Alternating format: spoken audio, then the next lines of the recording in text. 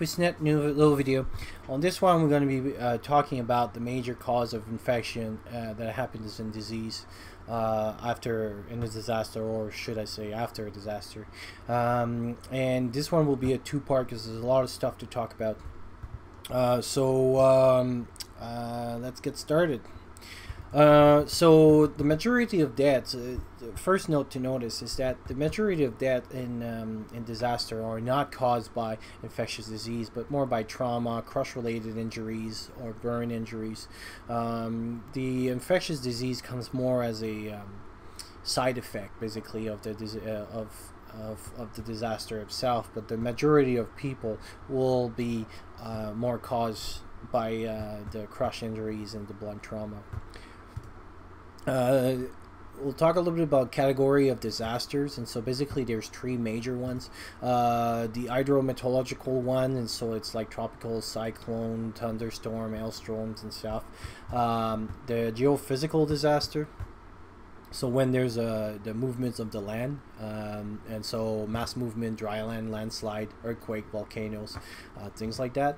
And geomorphological disasters, or climate change, is basically when either a region has been overdeveloped or too much deforestation, so cut trees and things like that, that creates a certain condition so that there's more disease that can happen, or more things can happen. So for example, if you have a chance of a drought because whatever you did to the land, you'll have maybe an increase of chance of having like vectors like the encephalitis, West Nile virus. That's what was kind of the reason why it was increasing stuff. So those can have like their impacts as well, but they're more like long term.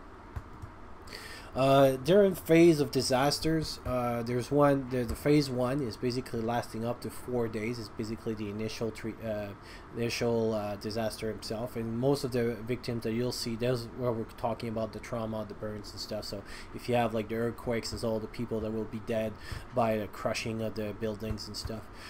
The phase two is the 4 days to 4 weeks, and this in the first period where people basically will start either getting more tight because they'll start going into building or FEMA camps or things like that, and overcrowding placement, or even you're receiving your family into your apartment because you're the only place that it's still standing.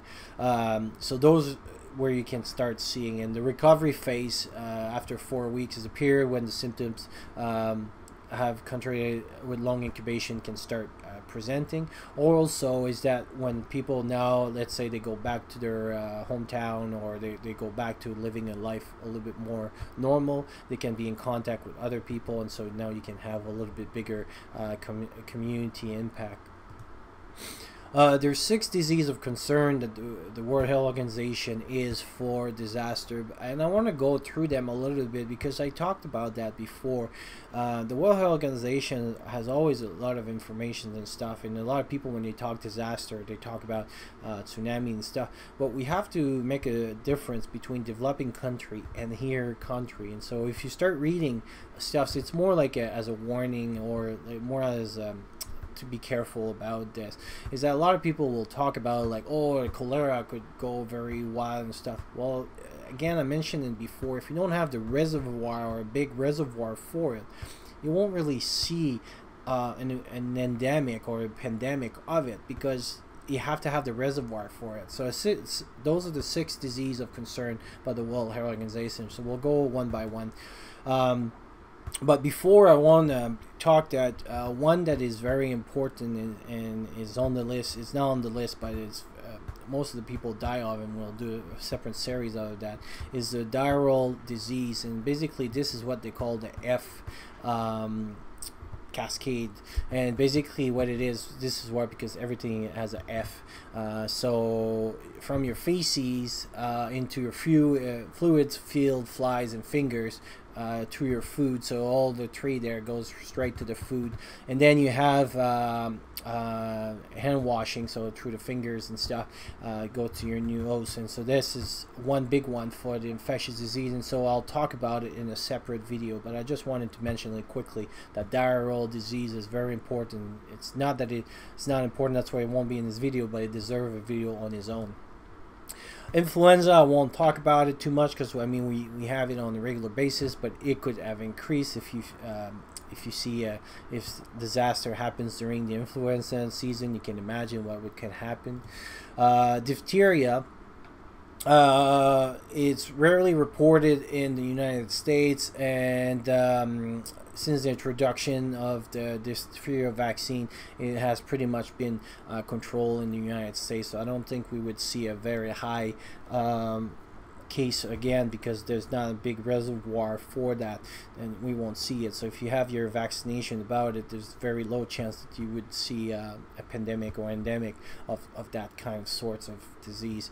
The cholera, it's very rare in the USA and other industrial nations because the water is well treated and stuff. There was case of cholera in the past, and when you do some research about cholera in during like disaster like Katrina and things like that, there was almost no case. There's another style of cholera, because cholera comes from that bacteria here, Vibrio cholerae, but there's another one in the family of a cholera that is more prominent and not many people talk about it, which is kind of strange. But there'll be I'll do a video on that because it's worth to discuss about it. But it's more the skin disease that comes from the cholera. Dengue fever. All the case reported are pretty much acquired by travelers or immigrants. So again, the reservoir would be low, but again, some of those traveler immigrants could end up in a FEMA camp, so they could be some of it, but it would be well controlled, I think, because again, you don't have that big of a reservoir to transmit the disease. But obviously if you close a few people, but if you isolate those cases pretty quickly, I don't think you would have like a big case of endemic in your community. Yellow fever is found mostly in tropical, subtropical area in South America and Africa. Is a very rare case in illness in the U.S. travelers, and is infected by mosquitoes. Mostly it's a vector-borne disease.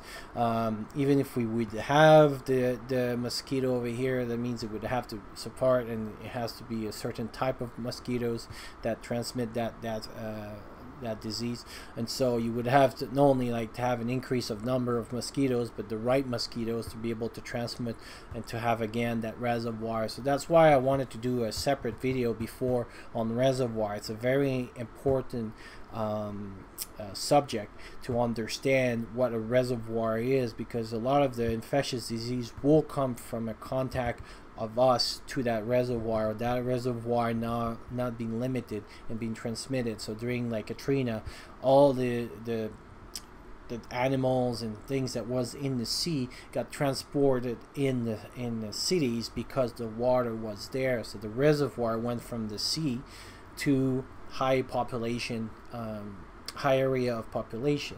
So that's how disease now, so more people were at chance of getting that disease and then transmit it. But again, it has to be there to get it. And typhoid sometimes is mentioned, and so that's why I wanted to mention here. It's common in most part of the world except in industrial regions such as the United States, Canada, Western Europe, Australia, and Japan.